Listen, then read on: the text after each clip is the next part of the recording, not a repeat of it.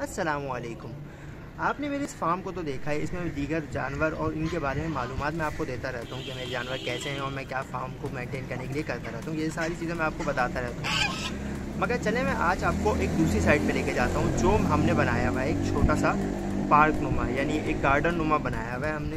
तो एक छोटा सा गार्डन है, तो उधर लेके चलते हैं। और उधर जो हमने एक दरख्त लगाए थे, 4 दरख्त लगाए थे, उनमें से 3 सर्वाइव कर गए, उसके बाद फिर 2 सर्वाइव कर रहे हैं अभी भी।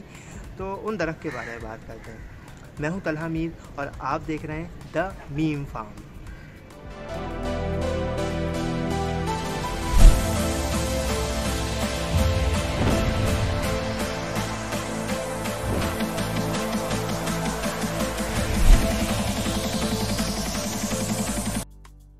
मोरिंगा, जिसे ड्रम स्टिक ट्री भी कहा जाता है, बेंजोलिन ऑयल ट्री भी कहा जाता है, जिसको बहुत सारे नामों से पुकारा जाता है और जिसका उर्दू में नाम है सोजना का दरख्त यानी सोजना की फली। आपने ये नाम तो सुना ही होगा। तो सोजना की फली का दरख्त, इसको जब आप लगा दें तो ये बहुत तेज़ी से बढ़ता है। ये 2-3 महीने में आप देख सकते हैं सामने ये कितनी तेज़ी से बढ़ रहा है। कभी मेरे कद तक था, उससे और ऊंचा हुआ, उससे और ऊंचा हो के ये बहुत तेज़ी से बढ़ने लगा। इसकी ग्रोथ तेज़ होती है तो इसकी शाखें जो होती हैं वो बहुत कमज़ोर होती हैं, वो नरम होती हैं और पानी भरा रहता है उसमें। वो बहुत आसानी से टूट जाती हैं। हवा तेज़ चले तो उसकी शाखें टूट जाती हैं।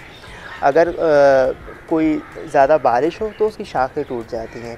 अगर ये ज़्यादा घना होने लगे तो भी उसकी शाखें टूट जाती हैं।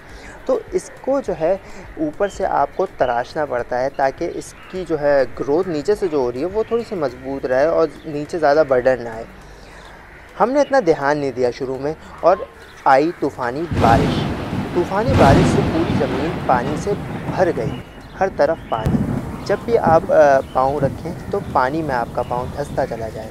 मिट्टी होने के बावजूद जो है वो पानी जब्स नहीं हो रहा था, वहाँ पे जम रहा था।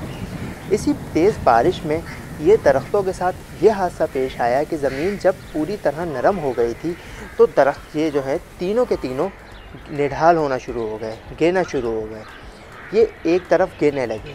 जैसा कि मैं आपको दिखाता हूँ सामने स्क्रीन पे, आप देख सकते हैं कि यहाँ पे इस दरख्त के एक निशान आया हुआ है। ये इस वजह से आया है क्योंकि ये भी दूसरी तरफ, सामने की तरफ गिर गया था।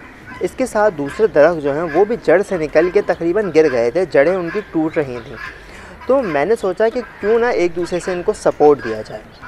मैंने इनको एक दूसरे से बांधना शुरू कर दिया।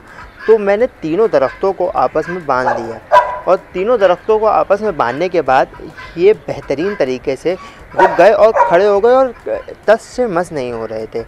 तीनों ने एक दूसरे को सहारा दिया। इसी बलबूते पे ये तीनों आराम से खड़े हो गए। उसके बाद कितनी बार तूफ़ान आया, कितनी बार बारिशें आईं, कितनी बार जो है पानी जो है ज़मीन में भर गया, मगर ये दरख्त जो है टस से मस नहीं हुए।